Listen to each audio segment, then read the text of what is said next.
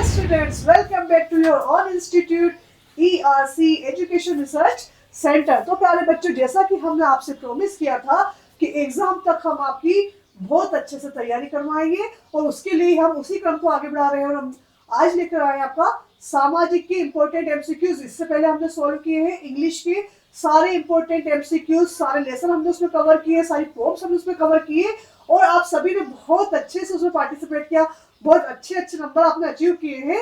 तो अभी उसी क्रम को आगे बढ़ा रहे हैं और हम लेकर आए हैं सामाजिक के यानी सोशल साइंस के जो 4 बुक है उसमें पहली बुक जिसको हमने सिविक्स उठाया है उससे पहले चैप्टर के एमसीक्यूज। लेकिन उससे पहले मैं हमेशा आपको कहती हूँ कि वीडियो देखने से पहले कम्युनिटी पोल पर जाइए, सारे क्वेश्चंस के आंसर अपने आप से दीजिए, कितने करेक्ट है कितने गलत है उसको देखने के लिए मेरा वीडियो देखिए, जिससे कि जो भी गलतियां आपने की है उसको आप सुधार ले, जो भी कंफ्यूजन है वो आपका दूर हो जाए। तो बिना किसी देरी के हम इस क्रम को आगे बढ़ाते हैं, लेकिन उससे पहले चैनल को लाइक शेयर और सब्सक्राइब करना बिल्कुल भी ना भूले और बने रहे और अपना साथ और सहयोग देते रहे। तो ऐसा आज के इस पार्ट हम इस सेशन को शुरू करते हैं जो कि है सिविक्स का पार्ट फर्स्ट, चैप्टर फर्स्ट, जिसका नाम है पावर शेयरिंग, सत्ता का बंटवारा। तो चलिए स्टार्ट करते हैं हम आज का पहला प्रश्न जो कि है आपकी फोन स्क्रीन पर है। Here is the first question in front of you on your phone screen. First question is निम्नलिखित में से कौन सा सत्ता के क्षैतिज बंटवारे का उदाहरण है। ठीक है, यहाँ पर ऑप्शन दिए जा रहे हैं कि क्षैतिज बंटवारा है, उसका उदाहरण क्या है। ऑप्शन ए इज विभिन्न राज्यों के बीच सत्ता का बंटवारा। ऑप्शन बी सरकार के विभिन्न अंगों के बीच सत्ता का बंटवारा। ऑप्शन सी सरकार के विभिन्न स्तरों के बीच सत्ता का बंटवारा। ऑप्शन डी विभिन्न राजनीतिक दलों के बीच सत्ता का बंटवारा। जिसने भी ऑप्शन बी क्लिक किया उसका आंसर एकदम करेक्ट है। सरकार के जो विभिन्न अंग होते हैं, कार्यपालिका, न्यायपालिका, विधायिका, उनके बीच सत्ता का बंटवारा होना। नेक्स्ट है बेल्जियम में सामुदायिक सरकार का चुनाव कौन करता है। जो बेल्जियम देश है वहां पर सामुदायिक सरकार होती है, उसका चुनाव कौन करता है। ऑप्शन ए केवल एक भाषा समुदाय से संबंधित लोग, सिर्फ एक ही भाषा के लोग होते हैं उसमें इन्वॉल्व और वही अपने नेता को चुनते हैं। ऑप्शन बी बेल्जियम के नेताओं के द्वारा। ऑप्शन सी पूरे देश के नागरिकों के द्वारा। ऑप्शन डी बेल्जियम के सामुदायिक नेता के द्वारा। Option A is the correct answer. केवल एक भाषा समुदाय से संबंधित लोग जो होते हैं वो वहां पर सरकार का चुनाव करते हैं। कहां पर? बेल्जियम में। नेक्स्ट क्वेश्चन है आपका सामुदायिक सरकार का अर्थ क्या है। ऑप्शन ए सामुदायिक विकास के संबंध में सरकार की शक्तियां। ऑप्शन बी समुदाय के लिए कानून बनाने के संबंध में सरकार की शक्तियां। ऑप्शन सी सांस्कृतिक, शैक्षिक और भाषा संबंधी मुद्दों के संबंध में सरकार की शक्तियां। ऑप्शन डी सरकार को किसी विशेष समुदाय के हितों की रक्षा करने के लिए विशेषाधिकार प्राप्त है। तो सामुदायिक सरकार का मतलब होता है सांस्कृतिक, शैक्षिक और भाषा संबंधित मुद्दों के संबंध में सरकार की शक्तियां, उसे कहते हैं सामुदायिक सरकार। नेक्स्ट है जाति शब्द क्या है। ऑप्शन ए विभिन्न धर्म के लोगों को जाति कहा जाता है, जातीय कहा जाता है। ऑप्शन बी साझा संस्कृति पर सामाजिक विभाजन करना। ऑप्शन सी विपरीत समूहों के बीच हिंसक संघर्ष कर देने को जाति शब्द कहा जाता है। ऑप्शन डी लाभ और हानि की सावधानी पूर्वक गणना करना जाति कहलाता है। तो यहाँ पर आप देखिए option B is the correct, साझा संस्कृति पर सामाजिक विभाजन, जिसकी संस्कृति के आधार पर उनका सामाजिक विभाजन कर देना। नेक्स्ट क्वेश्चन है सत्ता का बंटवारा है। क्या है सत्ता का बंटवारा? लोकतंत्र की मूल भावना। ऑप्शन बी विभिन्न स्तरों पर शक्तियों का पृथक्करण करना। ऑप्शन सी जांच और संतुलन की प्रणाली। ऑप्शन डी शक्तियों को संतुलित करने का एक प्रकार। देखिए हमारे मूल लोकतंत्र की जो मूल भावना होती है वो सत्ता का बंटवारा ही होती है, ताकि कोई सरकार तानाशाह न बन सके, एक सरकार का दूसरे सरकार पर थोड़ा सा कंट्रोल या नियंत्रण हो सके। ठीक है, नेक्स्ट तो option A is the correct answer. Next question है सत्ता का बंटवारा वांछनीय है क्योंकि यह मदद करता है, यानी सत्ता का बंटवारा क्यों आवश्यक है, किसमें मदद करता है। ऑप्शन ए सरकार पर दबाव बनाने के लिए, ऑप्शन बी संघर्ष की भावनाओं को कम करने के लिए, ऑप्शन सी लोगों में जागरूकता पैदा करने के लिए, ऑप्शन डी मतदाताओं का प्रतिशत बढ़ाने के लिए। तो देखिए यहाँ पर क्या है, दबाव बढ़ाने के लिए तो नहीं होता सत्ता का बंटवारा।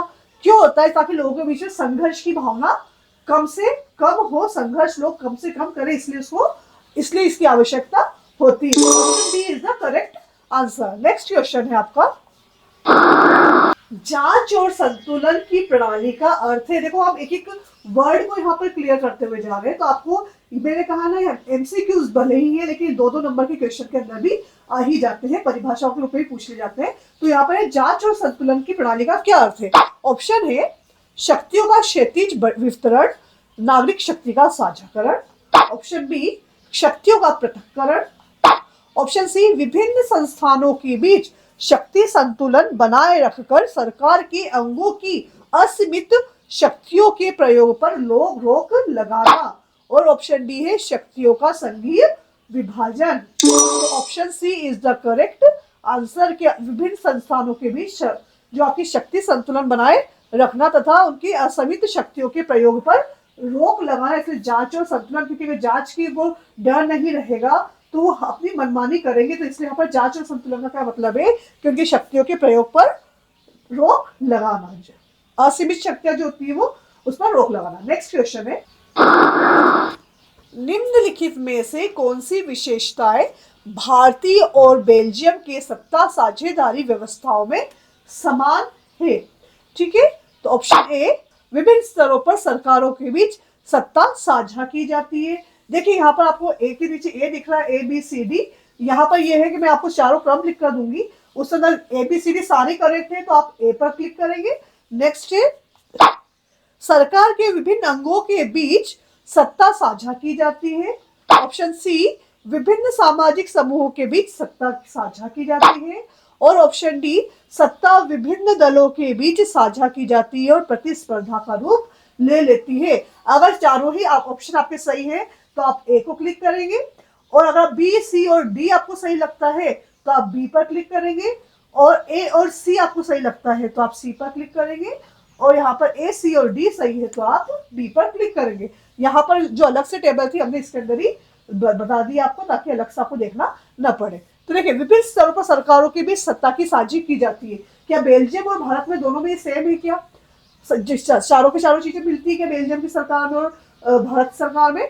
जी आप देखिए तो केवल बी सी और डी ये नहीं मिलता है। क्या है? सरकार के विभिन्न अंगों के बीच सत्ता साझा की जाती है और विभिन्न सामाजिक समूहों के बीच सत्ता साझा की जाती है, सत्ता विभिन्न दलों के बीच साझा की जाती है और प्रतिस्पर्धा का रूप ले लेती है। यानी कि बी सी और D is the correct answer. And the next question is in front of you, सत्ता के बंटवारे से निपटने में लोकतंत्र के बारे में निम्नलिखित में से कौन सा कथन सही नहीं है? यानी सत्ता के बंटवारे से निपटने में लोकतंत्र के बारे में जो शब्द जो यहाँ पर स्टेटमेंट दी गई है उसमें कौन सा स्टेटमेंट गलत है? ऑप्शन ए लोग सभी राजनीतिक शक्तियों का स्रोत है, ऑप्शन बी लोकतंत्र में लोग स्वशासन की संस्थाओं के माध्यम से खुद पर शासन करते हैं, ऑप्शन सी लोकतंत्र में समाज में मौजूद विभिन्न समूहों और विचारों को उचित सम्मान दिया जाता है, ऑप्शन डी लोकतंत्र में यदि निर्णय लेने की शक्ति बिखरी हुई है तो त्वरित निर्णय लेना और उन्हें लागू करना संभव नहीं है। तो देखिए option D is the correct कि यहाँ पर क्या कहा गया है, लोकतंत्र में यदि निर्णय लेने की शक्ति बिखरी हुई है तो त्वरित निर्णय लेना और उन्हें लागू करना भी संभव नहीं है, जबकि ये सही नहीं है। नेक्स्ट क्वेश्चन है आपका, यह विश्वास की बहुसंख्यक समुदाय को अल्पसंख्यकों की इच्छाओं और जरूरतों की अनदेखी करके जिस तरह से चाहे देश पर शासन करने में सक्षम होना चाहिए। ये सत्ता का बंटवारा है जो कहा गया है, ये सत्ता के बंटवारे में होता है क्या, या फिर केंद्र सरकार में होता है, या बहुसंख्यकवाद में ये चीज लागू होती है, या सामुदायिक सरकार में? तो क्या है कि बहुसंख्यक समुदाय को अल्पसंख्यकों की इच्छा और जरूरतों को अनदेखी कर देना, ठीक है ना। तो ऐसा लोकतंत्र के अंदर तो नहीं होता, किसमें होता है ऐसा? बहुसंख्यकवाद में, जहां पर अल्पसंख्यकों को अवॉइड किया जाता है, नेग्लेक्ट किया जाता है, उनके बारे में बिल्कुल भी नहीं सोचा जाता, जैसा कि श्रीलंका में हुआ था ना, सेम वही बात हो रही है यहाँ पर। तो बहुसंख्यकवाद में जो जहाँ पर जिसकी संख्या ज्यादा है उसी का ही सरकार है और उसी का ही बोलबाला होता है, उसी के नियम और कायदे होते हैं। ये वाला स्टेटमेंट बहुसंख्यकवाद को एकदम करेक्ट जाता है। नेक्स्ट क्वेश्चन है आपका, जांच और संतुलन की प्रणाली निम्नलिखित में से किस सत्ता साझाकरण व्यवस्था का दूसरा नाम है? जांच और संतुलन प्रणाली हमने पहले वाले क्वेश्चन में देखा कि होती क्या है। अब यहाँ पर किसका साझाकरण व्यवस्था का दूसरा नाम है? ये पहला है विभिन्न सामाजिक समूहों के बीच सत्ता का बंटवारा। दूसरा है सत्ता का ऊर्ध्वाकार विभाजन, क्षैतिज विभाजन और ऊर्ध्वाकार विभाजन। सरकार के विभिन्न स्तरों के बीच सत्ता का बंटवारा। ऑप्शन सी सत्ता का क्षैतिज विभाजन, सरकार के विभिन्न अंगों के बीच सत्ता का बंटवारा और राजनीतिक दलों, दबाव समूहों और सरकारों के रूप में सत्ता का बंटवारा। किसका नाम है? सत्ता का क्षैतिज विभाजन या सरकार के विभिन्न अंगों के बीच सत्ता का बंटवारा। किसका दूसरा नाम है? ये जांच और संतुलन प्रणाली है, जिसका जो कि ये वाली सत्ता का बंटवारा जो है, सत्ता का क्षैतिज बंटवारा, उसका ही दूसरा नाम है। नेक्स्ट क्वेश्चन है आपका, सत्ता साझाकरण व्यवस्था के बारे में निम्नलिखित में से कौन सा कथन सही है?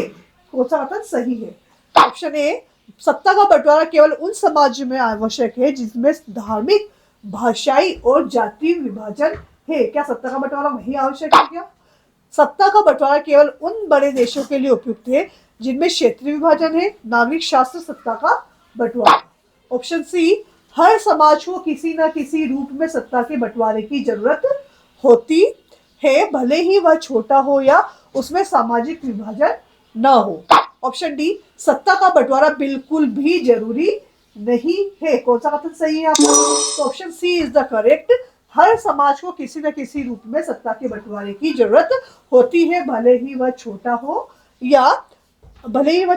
या उसमें सामाजिक विभाजन ही न हो, क्योंकि कहीं ना कहीं सत्ता का बंटवारा होगा तो कंट्रोल, नियंत्रण हर इंसान पर आवश्यक होता ही है। नेक्स्ट क्वेश्चन है आपका, श्रीलंका की जातीय संरचना के बारे में निम्नलिखित कथनों पर विचार करें और उपयुक्त कथन में से कौन सा सही है? यदि श्रीलंका जो है वहां की जातीय संरचना किस प्रकार की है, उस पर सारे आपको स्टेटमेंट दे रखे हैं और कौन सा सही है वो आपको बताना है। प्रथम, प्रमुख सामाजिक समूह सिंहली भाषी और तमिल भाषी 18%, यानी 74% कौन है? सिंहली भाषी है और 18% तमिल भाषी है। ठीक है। ऑप्शन बी, तमिलों में दो उप समूह है, श्रीलंकाई तमिल और भारतीय तमिल।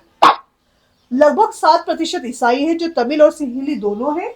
ऑप्शन डी, सिंहली भाषी अधिकांश लोग हिंदू या मुसलमान है और तमिल भाषी अधिकांश लोग बौद्ध हैं। तो इनमें से अगर ए बी और सी करेक्ट है तो आप ए पर क्लिक करेंगे, ए बी और डी करेक्ट है तो आप बी पर क्लिक करेंगे, बी सी और डी करेक्ट है तो आप सी पर क्लिक करेंगे और ए बी सी डी सारे ही सही है तो आप डी पर करेक्ट करेंगे या क्लिक करेंगे। ठीक है। तो जिसने भी ए बी सी है, क्या देखो, प्रमुख सामाजिक समूह में सिंहली भाषी 74% है, हमने पहले चैप्टर में पढ़ा है, दूसरे तीसरे पेज पर ही है ये, और 18% यहाँ पे तमिल भाषी है। और यहाँ पे तमिल में दो समूह है, एक है आपके श्रीलंकाई तमिल और एक है आपके भारतीय तमिल, ये भी करेक्ट है। अगला है लगभग 7% ईसाई है उसके अंदर, और जो तमिल और सिंहली दोनों है। जबकि जो चौथा वाला है, सिंहली भाषी अधिकांश लोग हिंदू या मुसलमान है और तमिल भाषी अधिकांश लोग बौद्ध है, जबकि उल्टा है, सिंहली भाषी बौद्ध मानते हैं अपने आप को और जो तमिल है वो आपके कुछ भारतीय है और कुछ श्रीलंका के ही तमिल है। यानी कि ए बी और सी इज द करेक्ट आंसर और डी यहाँ पर रॉन्ग है। नेक्स्ट क्वेश्चन है आपका, सत्ता के बंटवारे के विवेकपूर्ण कारण इस तथ्य पर जोर देते हैं कि उपर्युक्त कथनों में से कौन सा सही है। जो कथन वाले क्वेश्चन बहुत बार आते हैं और बहुत कंफ्यूज भी करते हैं, तो आपको हर एक चीज को अपने ध्यान से देखना है। चैप्टर अच्छे से पढ़ा है, देखने से आपको हर एक चीज समझ में आती है। ऑप्शन है, यह राजनीतिक व्यवस्था की स्थिरता सुनिश्चित करता है, यह सामाजिक समूहों के बीच संघर्ष की संभावना को कम करता है, यह अल्पसंख्यकों को उचित हिस्सा देता है, यह लोकतंत्र की मूल भावना है।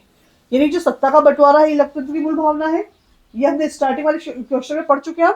यह राजनीतिक व्यवस्था की स्थिरता सुनिश्चित करता है और यह सामाजिक समूहों की भी संघर्ष की संभावना को कम करता है। अगर ये दोनों ही सही है तो आप ए को क्लिक करेंगे। यह सामाजिक समूह के बीच संघर्ष की संभावना को कम करता है। यह अल्पसंख्यकों को उचित हिस्सा देता है।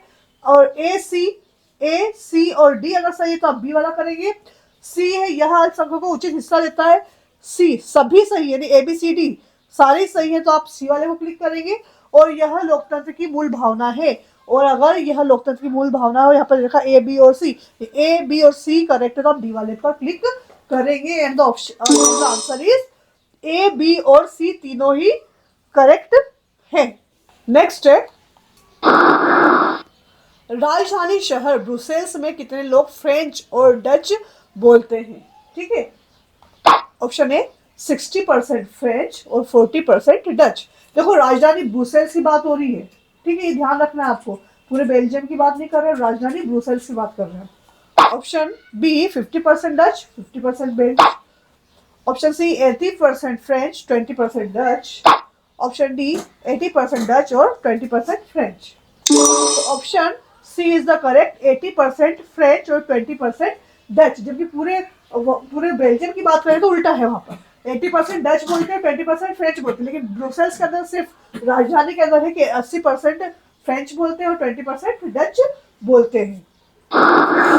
तो देखिए, इसी के साथ हमने आज सिविक्स के लेसन 1 को कवर किया है, जो था पावर शेयरिंग। और उम्मीद है सभी को ये पूरा के पूरा लेसन, पूरा चैप्टर समझ में आया होगा। तो इसी तरह बने रहिए हमारे साथ में। मिलते हैं नेक्स्ट वीडियो में नेक्स्ट लेसन के साथ। तब तक के लिए कीप लर्निंग, कीप प्रैक्टिसिंग। और कम्युनिटी पोल पर रेगुलर जाना है, रेगुलर क्वेश्चन के आंसर आपको देने हैं और अपने आप को इवेल्यूएट करना है, कितना आपने सही किया है, कितना आपने गलत किया है। तो बने रहिए हमारे साथ में। मिलते हैं नेक्स्ट वीडियो में, तब तक के लिए ध्यान रखिए। Best of luck for your exam.